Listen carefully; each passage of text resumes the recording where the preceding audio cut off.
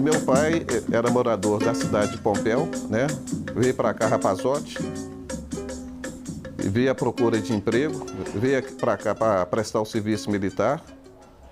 Em 1938, começou sua vida aqui em Belo Horizonte, virou ordenança na casa do general, na Praça da Liberdade. No decorrer do tempo, como ele não tinha estudo, não tinha nenhum primeiro grau, ele acabou tendo que sair, deixar o exército. Mas ele criou muita amizade dentro do exército. Vários desses militares se tornaram amigos.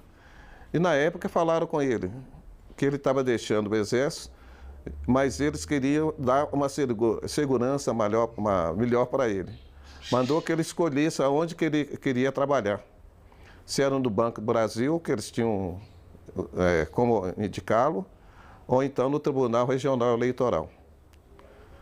Ele entendeu que o Banco do Brasil exigiria muito conhecimento dele, ele preferiu ir para o TRE. Foi a coisa mais acertada que ele fez na vida dele. Além dele ter buscado a relação mais política, ele começou a entender e conhecer a realidade do Brasil.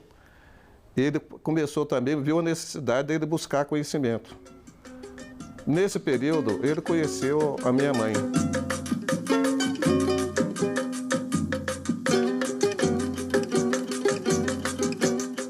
E disso aí nasceram, nós somos 12 irmãos, 7 moças e 5 rapazes.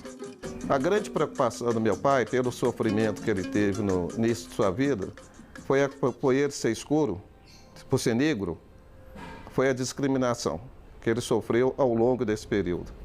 Ele sempre dizia para nós, vocês nunca casam com a mulher preta. Até para purificar a raça, pela discriminação.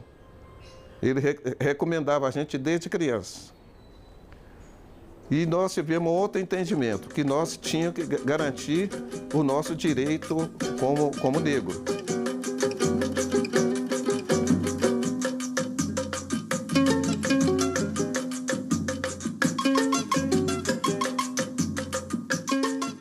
A grande preocupação dele foi formar todos os seus filhos. Algo que ele deu conta de fazer. O único que não formou fui eu. Eu valia para tudo, para filiar o pessoal, fazer aquelas mobilizações que eu fazia. Mas no momento que eu coloquei meu nome à disposição para assumir a direção da entidade, eu comecei a sentir algumas dificuldades. De quase uma rejeição a meu nome. A interpretação que eu fiz naquele momento era uma discriminação por eu ser negro. Mas como eu fui também insistente, eu voltei a colocar meu nome à disposição. Foi quando eu fui aceito com a diferença de um voto. Eu comecei a estudar, fiz o primário aqui no bairro Padre Eustáquio, no grupo escolar Cristiano Machado. Quando veio a 64, né, veio a ditadura, né, eles tomaram o poder aqui no estado, eu fiquei perdido. Eu ficava sem entender o que estava acontecendo aqui no país. Quando eu vi aquela movimentação, eu criança, e eu acabei indo estudar no colégio O Precursor, que é na Avenida Olegário Maciel, próximo ali ao ex-campo do Atlético. E lá, estudando, nós começamos a conversar, encontrando com outros amigos. A gente, além da gente estar brincando, a gente também começou a discutir, começou a entender o que estava acontecendo no país. Nós tínhamos lá a aula de organização moral e cívica, onde tinha um leque, abria um pouco essa discussão. Nós começamos a conversar com vários companheiros. A gente também, lá no colégio, a gente convivia com algumas dificuldades. E dessa dificuldade, o que nós falamos, era necessário que a gente se organizasse. Aí nós criamos um grêmio. Na criação desse grêmio, você discutia de tudo. E vários companheiros que estavam com a discussão até mais aprofundada, né? Pelo seu próprio histórico de vida, histórico familiar, e nós começamos a discutir a questão da ditadura, né? A necessidade do retorno da democracia. Em alguns momentos, quando chegava um professor, a história morria. O que nós vimos? Era necessário que a gente pudesse criar um jornalzinho. Nós criamos um jornal informativo, colocando as atividades recreativas que a gente estava adotando. O Grêmio Estudantil, na época, nós filiamos a União Municipal dos Estudantes, a UMES. Nós acabamos filiando a UMES, aonde nós passamos a encontrar, tiramos uma direção do Grêmio, e eu fui parte desse Grêmio, mesmo mais perdido que tudo. E comecei a fazer discussão em outros espaços com outros companheiros. E nessa discussão, eles até colocavam na época, a mais avançada discussão era no Estadual Central, ali no Santo Antônio. Eles queriam que eu saísse do Grêmio e fosse para lá, inclusive para ajudar nessa discussão. E eu mais perdido que tudo. Eles chegaram na época e falaram assim, ó, você tem que ler um livro. Me deram até o Capital para me ler. Quanto mais eu lia o Capital, menos eu entendia. Menos eu entendia. Em 66, meu pai, que foi amigo dos militares, né, ele já tinha deixado, já era funcionário do Tribunal Regional Eleitoral, nunca perdeu a relação com esses ex-militares, que continuaram amigos. Um deles, o Jarbas Passarinho, ele estava para ser indicado ministro do Trabalho. Ele mandou um recado para o meu pai, dizendo para ele que, ó, toma cuidado com o seu filho está conversando muito. Meu pai ficou preocupado, porque tinha notícia de várias pessoas que estavam sendo presas, né? E alguns não tiveram retorno. A família não sabia dessas pessoas. E ele achou que eu poderia ser mais um desses. E ele ficou bastante preocupado com isso. O interesse dela, ele chegou até recomendar a minha ida de Belo Horizonte para o Rio de Janeiro.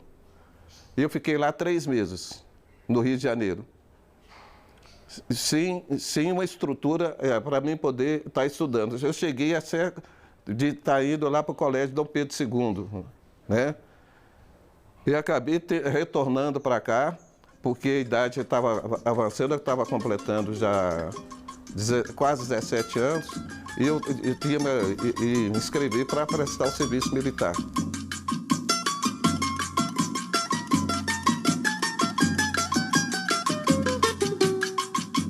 Eu fui para lá, né, nos primeiros 3 meses, eu fiquei no 12RE. E na época, eu gostava muito de jogar futebol, né? Eu gostava muito de praticar esporte. E quando eu estava estudando no colégio o Precursor, eu também aproveitava o espaço lá do estádio do Atlético para fazer treinamento. Eu gostava muito de corrida, né? Acabei no Exército. Logo que eu fui para lá, eu entrei também na parte de esporte. Aí eu comecei a despertar, né, o interesse dos oficiais lá do Exército, que eu fui um bom atleta. Mas também, como também eu já tinha um outro olhar, que eu estava vendo vários companheiros e companheiras da época, que eu vi sendo presos lá para dentro do 12RE. E aquilo ali, eu ficava assustado de vendo eles presos e muitas das vezes eles sendo torturados. Eu estava lá de exército, lá no Exército, eu servi na 5ª Companhia, lá na 4ª Companhia, que eles à noite iam conversar com os presos. E um deles lá, que eu não lembro o nome, né, e com o decorrer dos anos, eu via muito ele nos movimentos que a gente fazia, né, naquele período, quando nós fizemos anteriormente o movimento do secundarista da época juntamente com os universitários, né? O pessoal da UFMG. Teve uma vez que em 67 nós nos juntamos, fizemos uma mobilização comum. Como nós tivemos aí o enfrentamento nessa época, que nós tivemos lá com a polícia, né? Nós escondemos na igreja São José.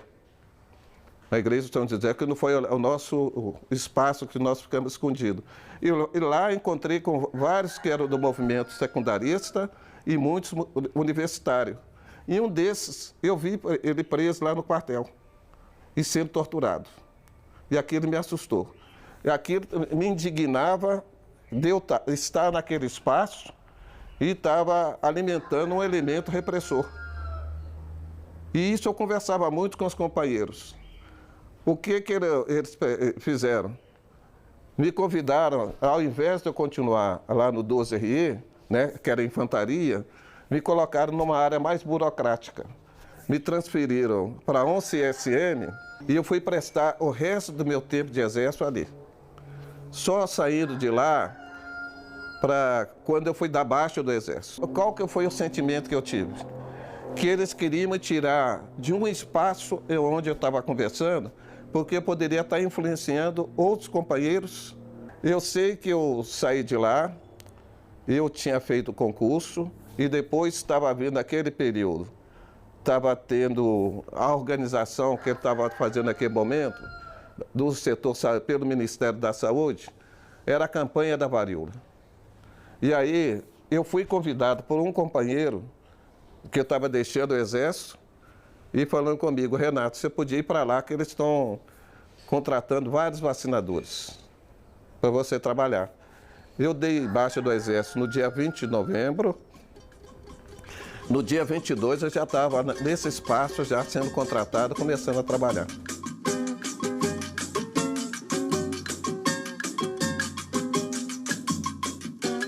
Trabalhei 3 meses como vacinador, acabei retornando pelo meu acúmulo de experiência. Eu fui para a área administrativa, ficando mais a nível central. E fazendo também um curso que eu fiz no Rio de Janeiro, em Manguinhos, na Escola de Saúde Pública. E a partir de lá, eu deixei de ser vacinador e fui como avaliador de endemias, que era uma parte de coordenação que coordenava toda uma região dentro da estrutura da campanha. E eu trabalhei lá até 1970, quando eles consideraram que a varíola estava... nós tínhamos vacinado toda a população, nós não tínhamos mais varíola. Nesse período, nós descobrimos ainda, nós ajudamos também vários companheiros lá no Rio de Janeiro, e nós identificamos nesse período o último caso de varíola que foi identificado no país, que era na época favela do Cruzeiro. Foi o último caso que nós encontramos no Brasil, tem ele registrado. E nós que identificamos esses casos lá, nós da equipe de Minas que fomos para lá ajudar nessa organização. E a partir daí, nós começamos a trabalhar no setor que foi chamado de vigilância epidemiológica. Nós começamos a colocar outras doenças que estavam ocorrendo aqui no país, né, dentro da estrutura de vigilância que merecia também atenção, né, como a coqueluche, a própria catapora, o próprio sarampo. Nós vimos a necessidade da gente estar fazendo algumas ações, incluindo outras doenças. Nessa época não tinha os estudos aprofundados daquelas doenças que ocorriam, que era provocada por bactéria, alguma provocada por vírus. E tinha vacina. E não tinha um estudo que aprofundava, colocando que podia fazer as vacinas simultâneas.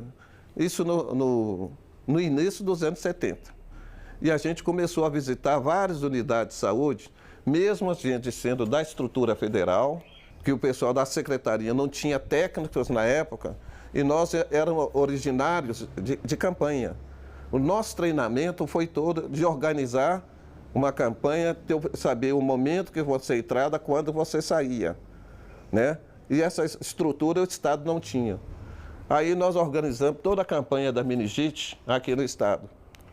Ajudamos também aqui no próprios anos 70, como nós tínhamos aqui muita paralisia infantil, o SEIB veio aqui na época, deu um puxão de orelha nas autoridades sanitárias aqui do país, que tinha uma vacina de fácil uso, que é a vacina da paralisia infantil, e as autoridades não faziam nenhuma ação. Isso provocou, nessa época, o incentivo que foi dado às autoridades sanitárias, que deram conta de controlar os casos de varíola no país, extinguir a varíola, que não tinha condições sociais que deixava o adoecimento. E a mesma coisa eu tinha dito com a paralisia infantil. Eles começaram a fazer as primeiras campanhas multivacinação, vacinando toda a população nesse período. Iniciou nesse período também o movimento sanitarista.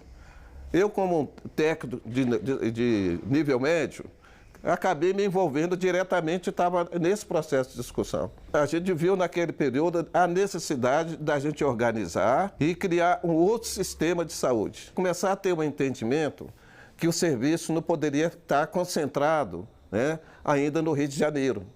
O Ministério da Saúde, seu fiel condutor e todas as ações partir de lá. Eles começaram a discutir nesse período a necessidade de descentralizar as ações de saúde e responsabilizar as autoridades, tanto a nível estadual e mais na frente passar a responsabilidade a nível municipal.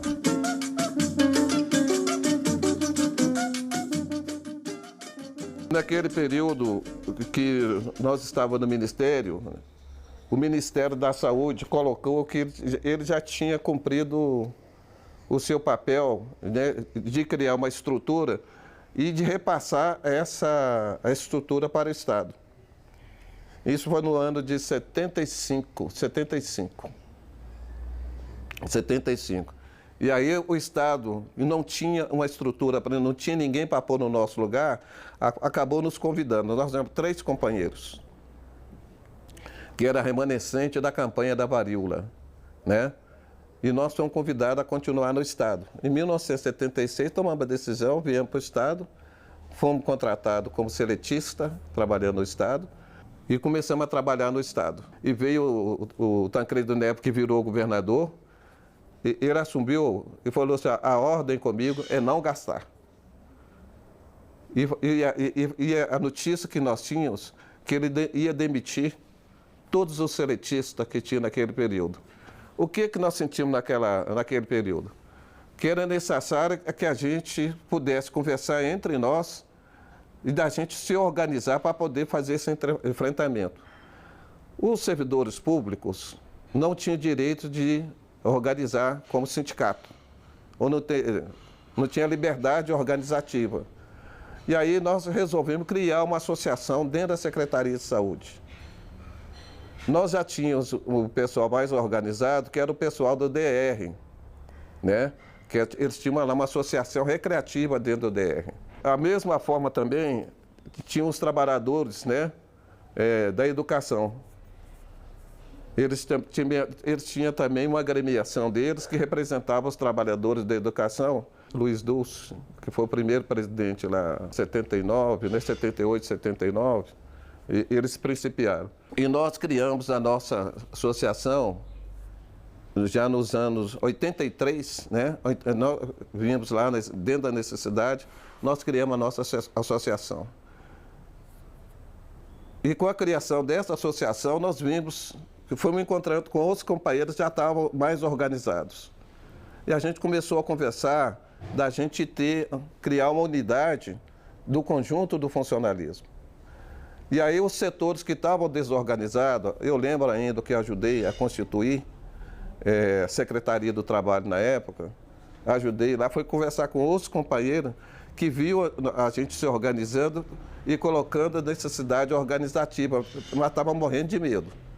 E aí nós fomos para lá, com o grupo que estava lá convidando, aí depois chegou um recado para nós, do secretário, nos convidando a retirar do prédio, que ele não permitia essa conversa que a gente estava fazendo em termos de organizar os trabalhadores.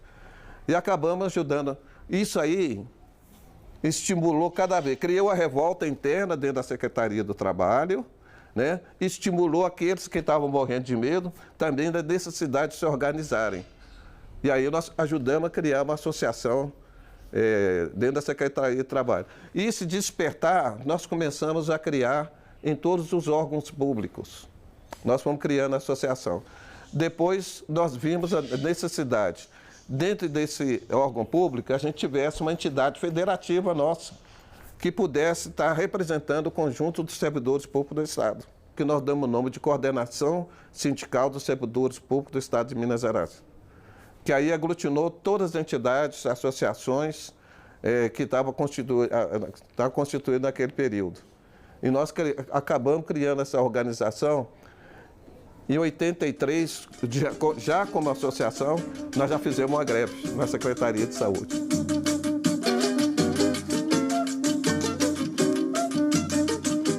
A gente trabalhava dentro da vigilância epidemiológica.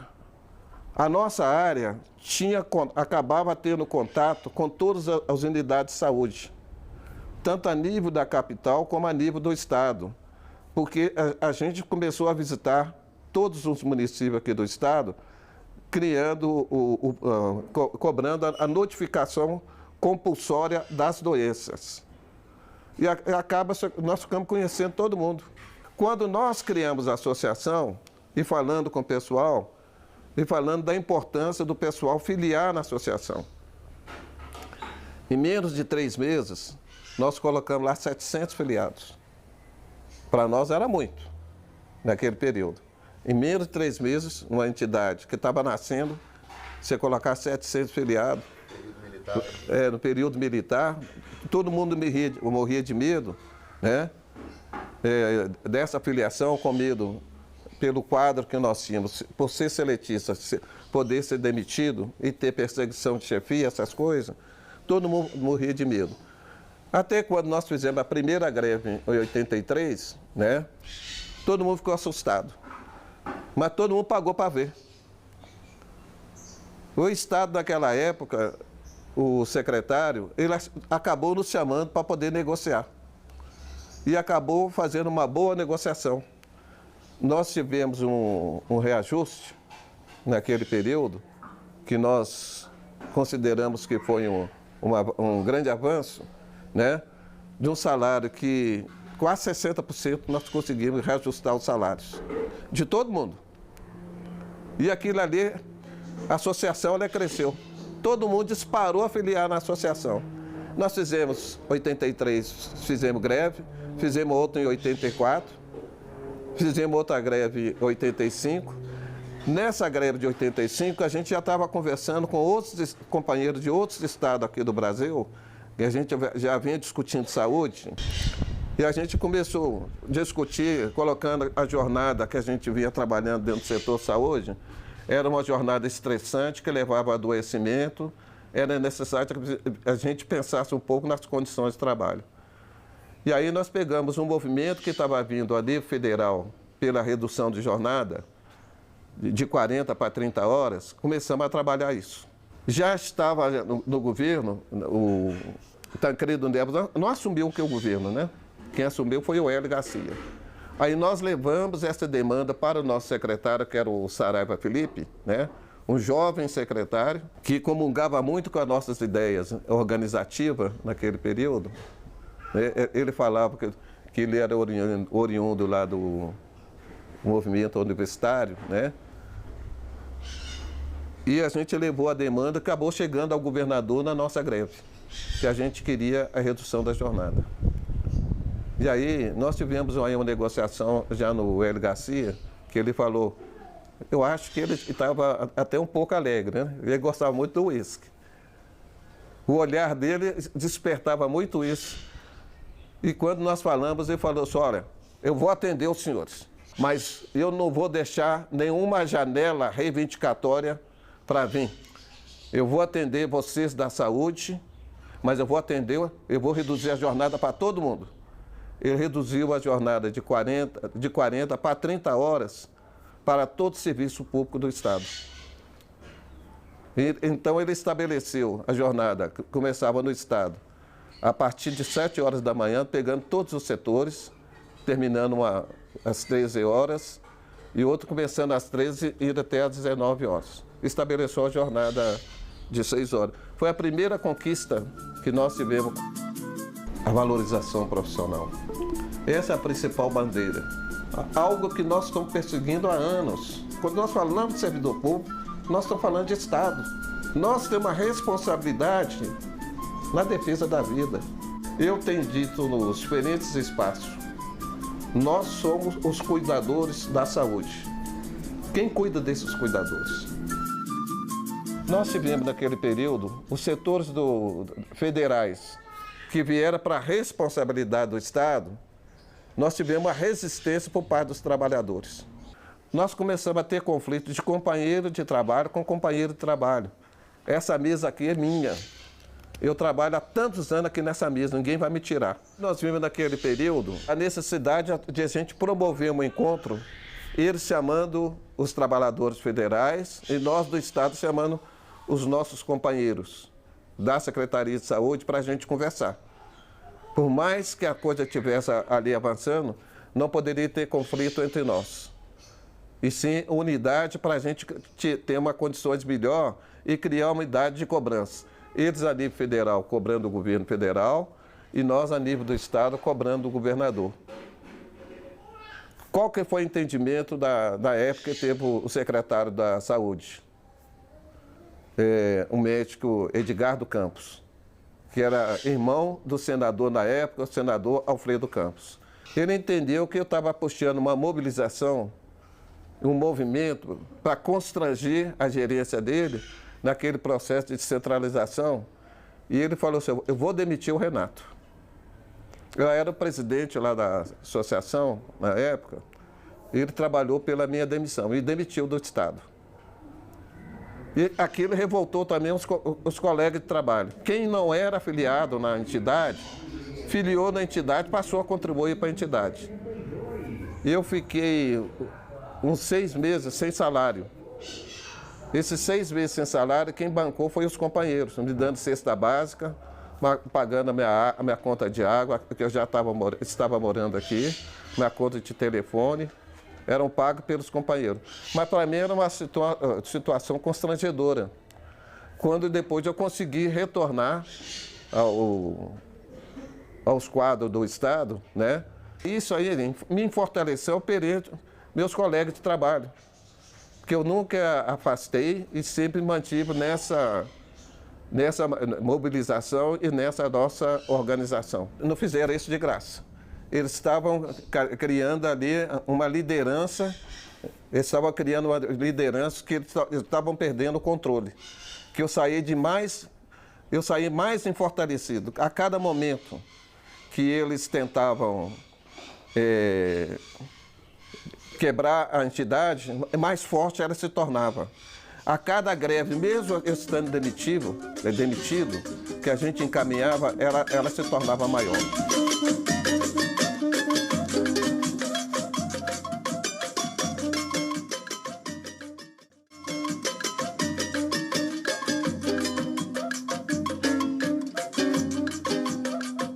Ainda com esse secretário, eu já casado, minha filha já estava quase 10, 11 anos, minha filha mais velha hoje. Eles cortaram o nosso salário e não nos pagavam, né, nada, o salário. Nós fizemos uma manifestação da panela vazia e levando inclusive os filhos para lá.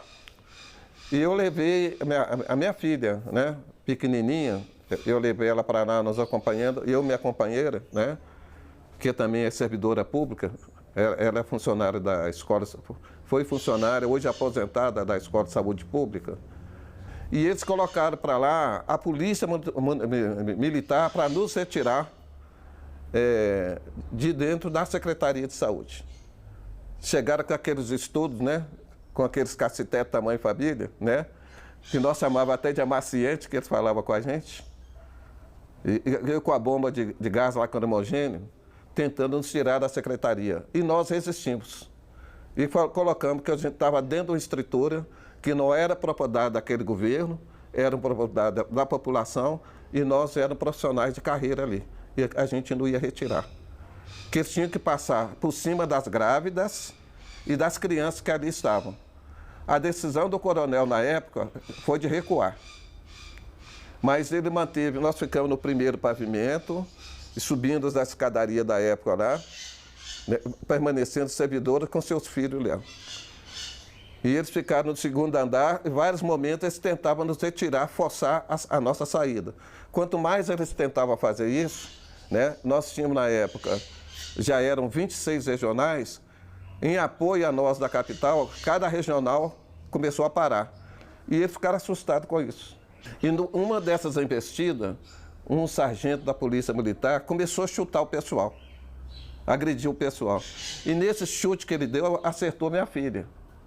Estava de 10 para 11 anos, eu vi ela chorando e o pessoal puxando aquele militar. Eu subi e deixei o microfone que estava no andar de baixo, tentando apaziguar o pessoal. A hora que eu aproximei, o pessoal disse o seguinte: olha, Renato, olha a sua filha. E ela chorando. Aí ela abriu a blusinha, você via a marca do pé do sargento. Naquele momento eu perdi o controle. Eu perdi o controle. Eu quis caminhar e o pessoal começou a me segurar também. E eu, antes de eu chegar mais próximo a ele, eu falei assim, ó, ela é minha filha, ainda estou presidindo a entidade. Eu subi aqui para pacificar. Se eu tomar essa atitude, nós vamos perder o controle. Eu não sei o que poderia acontecer. Naquele momento, eu acalmei e desci com minha filha. E falei com o pessoal, deixa eu ficar aqui uns minutinhos. Nesse meio tempo, o secretário nos chamou. Ao invés de eu subir no elevador do primeiro andar, eu fui pela escada. Eu subi os 12 andares com um grupo de companheiros que era a direção da associação. E chegando lá no andar, ao invés dele chamar, Renato, a SOSP está aprontando mais uma. O que você está fazendo aqui na minha secretaria? Um bando de desordeiros, foi o senhor secretário. Eu estou procurando estar mais calmo possível para me dirigir ao senhor. Nesse momento, eu não sei se eu dirijo ao senhor como presidente dessa entidade, da nossa associação, como pai. Mas meu coração está doendo muito mais como pai. Mas eu tenho que superar essa dor do meu coração, colocar acima o interesse maior da minha categoria. A resposta dele é o seguinte: pega essa associação, as tralhas da SOSP, e retire da minha secretaria. Eu, secretário, nós não vamos sair daqui. Eu não sabia, o senhor já tinha assumido aqui, autoritariamente, que nós estamos saindo da ditadura militar. Está assumindo como dono dessa secretaria, que não é dono dessa secretaria. Esse aqui é um espaço do povo, que nós temos uma responsabilidade. E nós não iremos retirar. O senhor terá que usar a força para nos tirar daqui de dentro. Mas vai pagar um preço. Inclusive o seu irmão senador. Vai refletir nele. Porque a indicação sua é dele, junto ao governador. E nós não iremos sair daqui. No outro dia, ao espaço que nós tínhamos lá, que funcionava a associação, eles tinham mandado trocar o segredo e falou que só abria lá aquele espaço o dia que a gente fosse para lá para retirar as coisas nossas lá de dentro. E nós ficamos lá uns 15 dias meio perdidos. Na época, a associação lá do DR, que cedeu 2 salas para nós, que nós saímos daí 15 dias, saímos de lá. E daí, 6 meses, nós voltamos mais fortalecidos, com recurso financeiro até para alugar uma sede.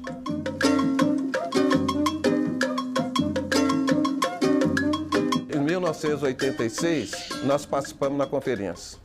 Lá nós encontramos com vários companheiros que tinham criado nos seus estados também associações que foram para lá. Acabou se juntando lá 5.000 pessoas, oriundas das diferentes regiões aqui do país. No desdobramento da conferência, eles colocaram da necessidade da universalização do serviço. Tinha uma decisão que saiu da conferência de Alma-Ata, que aconteceu em 78, colocando no mundo a necessidade da saúde ser uma responsabilidade do Estado, a habitação ser uma necessidade, mas combinou mais para nós na discussão da saúde, do Estado assumir a responsabilidade da saúde, que foi um dos passos. Naquele momento também, a gente também conversava da necessidade de ter uma forma organizativa de poder estar tratando os profissionais que estão no dia a dia na sua prestação de serviço. E que nós defendíamos naquele período, com a experiência vivida aqui em Minas Gerais, né, da necessidade da abertura do concurso público. A investidura dentro do serviço deveria se dar através de concurso público. E já se colocava naquele período a necessidade de ter um novo processo constituinte, e aí veio o processo da Constituição de 88, que nós conseguimos passar naquele período de ter uma Constituição que nós chamamos a Constituição Cidadã.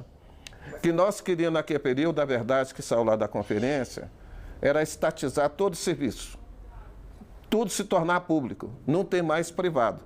O Estado assumiria a responsabilidade de estar estabelecendo um sistema público de saúde e atender toda a população.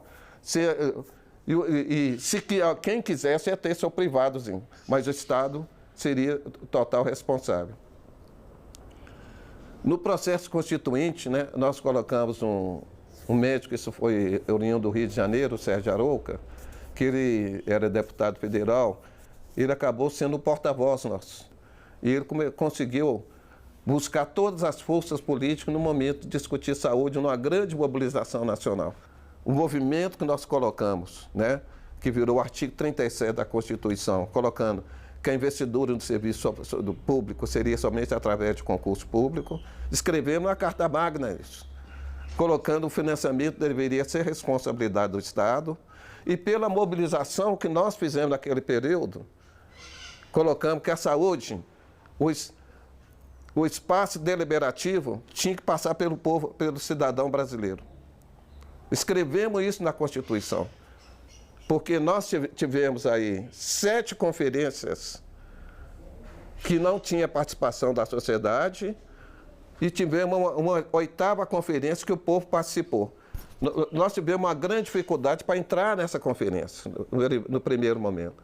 No segundo momento, nós demos conta de entrar na conferência, que as autoridades sanitárias, que eram ditas naquele período, e diziam que o povo não entendia de saúde. O que nós reivindicamos, conseguimos escrever, lá, nesse período, nós avançamos muito mais do que eles imaginavam. Que nós demonstramos naquele período que o povo entendia sim de saúde e teria que ser ouvido. Quando nós construímos esse sistema público, nós tivemos uma visão social. Porque a nossa Constituição é clara. Quando ela fala que é um direito de todos, dever do Estado, ela não está colocando nenhuma distinção de classe social e cor para ser usuário do Sistema Único de Saúde. E essa geração, hoje, ela tem uma responsabilidade, defender a Constituição brasileira. Tivemos a eleição do Nilton Cardoso, que ele foi chamado de trator. A mesma forma que ele conseguiu, ele falava que conseguiu administrar a contagem, ele ia administrar o Estado, que ele ia partir para enfrentamento, que ele ia acabar com todas as entidades sindicais. E nós fizemos naquele período, o governo dele, foi o período de mais greve que nós fizemos. E mais enfrentamento que nós tivemos aí com o elemento, o aparelho repressor da ditadura militar usado por ele. Enfrentamento com a polícia militar. Nós enfrentamos várias greves, né, que ele conseguiu aglutinar o conjunto dos servidores. Cada manifestação nossa, Assembleia, tinha 30 mil pessoas. E nós fomos lá para a Praça 7, aonde que a gente parava o trânsito. Aí o governador falou, vocês não vão mais ficar na Praça 7. E nós desafiamos o governador. A cada momento que ele vinha para o enfrentamento, tinha uma reação contrária do lado de cá. A gente juntava mais o povo. Nós fizemos uma manifestação com 50 mil, não demos conta de tirar a polícia da Praça 7. E nós não entramos. E aí nós chamamos uma manifestação maior com 100 mil pessoas, 100 mil servidores. E nós entramos na praça. Mostramos para o governador, por mais que ele esforçasse, que ele tentasse reprimir, ele estava nos organizando. E aí nós começamos a fazer um abaixo-assinado e pedindo um impeachment do governador. E nós ficamos na Praça 7. Espalhamos aqui no estado essa coleta de assinatura. Quando nós conseguimos reunir quase 1 milhão de assinaturas, quando nós levamos lá para lá, tinha um deputado que era da base de governo, né, que é mais antigo na Assembleia, lembra do deputado Milton Salles, era do sul de Minas, né? Ele era da base do governo, mas ele era anti-Newton. Era um dos apoiadores que nós tínhamos lá dentro da Assembleia, junto com os deputados do campo da esquerda. O PT tinha vários parlamentares já eleitos nesse período, né? O Agostinho Valente era um dos deputados, né? A deputada Sandra Starling, que nos ajudava demais. Muitos de nós fomos presos, era levado para o DOPS, e eles iam lá e conseguiam nos retirar dessa prisão política, onde que tentavam, inclusive, nos ameaçar e nos agredir. Ainda tinha um resquício ainda da ditadura militar nesses enfrentamentos. Quando nós criamos o Conselho de Saúde aqui em Minas Gerais, né, num trabalho técnico e político que nós fizemos, convidando várias entidades, ele não aceitou a criação do Conselho aqui em Minas, que falou que ele foi eleito pelo voto popular e não admitia outra administração e não fosse a gerência dele. E rasgando, inclusive, o que estava escrito na Constituição. O que nós fizemos? Nós criamos um conselho, nós chamamos um conselhão, criamos todas aquelas entidades que estavam ali, que foram convidadas a ser parte do conselho, nós criamos um conselho popular, chamando todos os conselhos de classe, todos os sindicatos das áreas de saúde, né, associações, e nós criamos o conselhão. E esse conselho, nós começamos a atuar como conselho na definição da saúde. Após isso, quando nós fechamos quase 1 milhão de assinaturas que a gente estava levando lá para entregar na Assembleia Legislativa, saiu aquele mutirão de servidores e nós pegamos aquelas assinaturas, colocando numas caixas que nós fizemos, que nós chamamos de chiqueirim, e colocamos a assinatura e levamos para lá. Quem deu até o nome de chiqueirim, levando as assinaturas para entregar ao presidente da Assembleia, foi o deputado Agostinho Valente, no seu discurso inflamado, e pegou, né, o nome que ele tinha colocado do chiqueirim. E nós fomos lá entregar na Assembleia Legislativa quase 1 milhão de assinaturas que nós levamos lá para pedir um impeachment do governador. Até para impedir a nossa entrada, o que o governo fez? Aquelas galerias da Assembleia, nós fomos pedidos de entrar. Ele ocupou todas aquelas galerias com cadete da Polícia Militar, que ocuparam todos aqueles espaços para impedir a entrada dos servidores públicos estaduais e suas entidades. Além deles terem prendido, as principais lideranças do funcionalismo foram presas. Uma delas, que seria preso também, fui eu. Só que o Duval Ângelo era vereador em Contagem, professor, né, da rede de educação. Ele passou perto dos policiais, vendo a minha prisão, e começou a fazer um enfrentamento lá. O que eles fizeram? Ao invés de ficar me segurando, já estava próximo ali da Assembleia, eles foram lá para prender o Duval Ângelo, o vereador Duval Ângelo, que era do PT. Esqueceram e soltaram. Eu fiquei olhando, eu fiquei parado, olhando. Eu falei, senhor, eu estou preso ou não estou preso? E saí caminhando. Tinha um cordão de isolamento que nós colocamos, que nos isolaram. Eu passei o cordão de isolamento e entrei no bolo lá do funcionalismo. Eu falei, eles terão que vir aqui me tirar. Nesse meio tempo, eles tentaram prender o Duval, vai os deputados do PT, né? conseguiram liberar, nem eu fiquei preso, e nem o Durval ficou preso. Né? No momento da chegada dele lá, como vereador, ele viu a prisão, né? E eles foram para cima dele, esqueceram de mim. Eu saí caminhando e fui embora. Quando nós tivemos, em 88, um processo constituinte aqui a nível de país, nós nos voltamos também para acompanhar Minas Gerais. E nós fizemos vários movimentos em prol da Constituição Mineira. E nós, dos sindicatos, né, das associações naquele período, vimos a necessidade que nós tivéssemos uma estrutura organizativa que pudesse estar representando que a Constituição Mineira não fosse um retrocesso em cima daquilo que nós avançamos na Nacional. Nós queríamos pegar alguns pontos que nós não demos conta de avançar na Nacional, que a gente pudesse estar avançando na Constituição Mineira. Quando nós lá escrevemos, também, além da gente manter a estrutura, repetir que a investidura através de concurso, em termos organizativos do serviço, nós tentamos buscar segurança, para não acontecer com outros companheiros o que aconteceu comigo lá atrás. Num processo de enfrentamento que nós tivemos lá, ser demitida a maior da liderança, que era a presidência da entidade. E ficar 6 meses por força do movimento, ter que retornar, mas a gente tivesse uma segurança maior. Quando nós conseguimos aqui escrever na Constituição, além daquilo que estava sendo assegurado pela Constituição Federal, a gente ter alguns diretores que fossem liberados, que virou o artigo 34 da Constituição, que nós escrevemos na Constituição Mineira, da necessidade de a gente ter diretores liberados que pudessem tratar dos interesses dos trabalhadores. Mas nós não colocamos limite, não.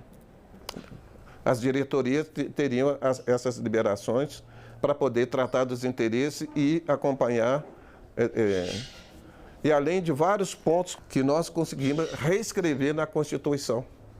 Alguns direitos do pessoal da rancenia, das colônias, nós colocamos alguma coisa nesse sentido, caminhava um pouco nesse período.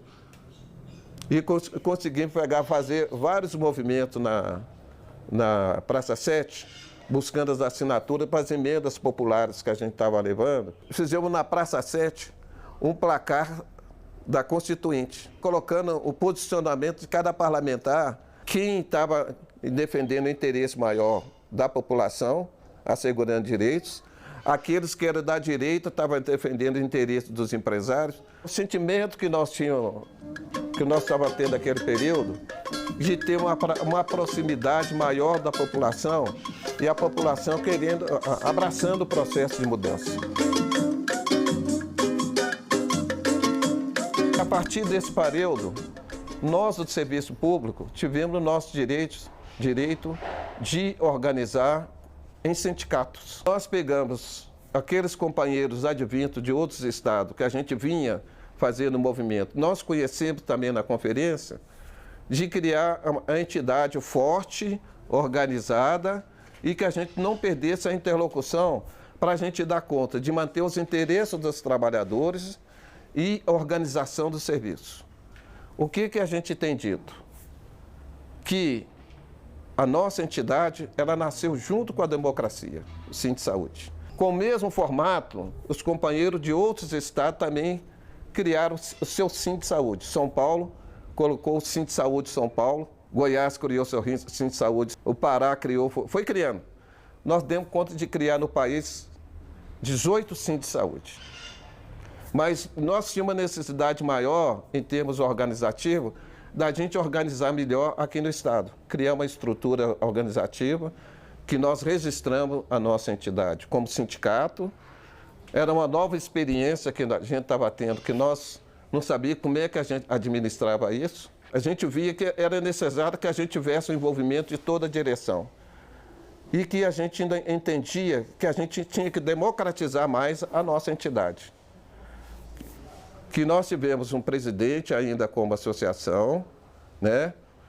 E eu assumi, no segundo mandato, eu assumi como presidente da associação, Depois tivemos outro companheiro que assumiu, Carlos Campos, né? Que era da área financeira da secretaria, que ele assumiu como o terceiro presidente da associação. E no próximo processo eleitoral culminava que assumiria novamente como presidente da associação. Que nós vimos naquele período que era necessário que a gente democratizasse ainda mais a nossa entidade. Acabasse com essa estrutura presidencialista e colocasse mais uma direção colegiada. E colocando que alguém iria responder.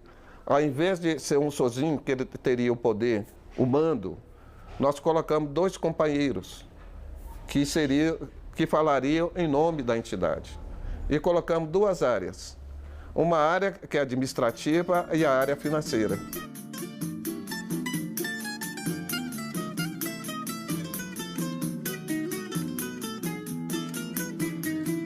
Nós estamos vivendo um retrocesso. Eu tenho visto o seguinte, a minha geração deu conta de construir, que nós entendíamos que era responsabilidade das outras gerações, elas estão hoje em risco. O avanço que nós tivemos na nossa Constituição Cidadã, que nós colocamos que várias áreas seriam responsabilidade do Estado. A saúde é responsabilidade do Estado, a previdência é responsabilidade do Estado, a educação é responsabilidade do Estado, a habitação é responsabilidade do Estado. Tudo isso retroagindo, colocando em risco a nossa Constituição. É necessário que, nesse momento, nós tenhamos um novo olhar em termos organizativos para poder fazer esse enfrentamento nesse momento. E eles fazendo leis, a emenda da morte, que é a lei da morte que nós chamamos, a emenda 95, quando eles falam que 20 anos eles congelam os investimentos nas áreas essenciais do Estado, como saúde, educação, colocando em risco tudo aquilo que nós construímos lá atrás. Nesses 30 anos, conseguimos prolongar a vida do cidadão brasileiro, que antes viviam até 50 anos, a média da idade era 50 anos, hoje está chegando aos 80. E eles estão tentando retroagir tudo isso.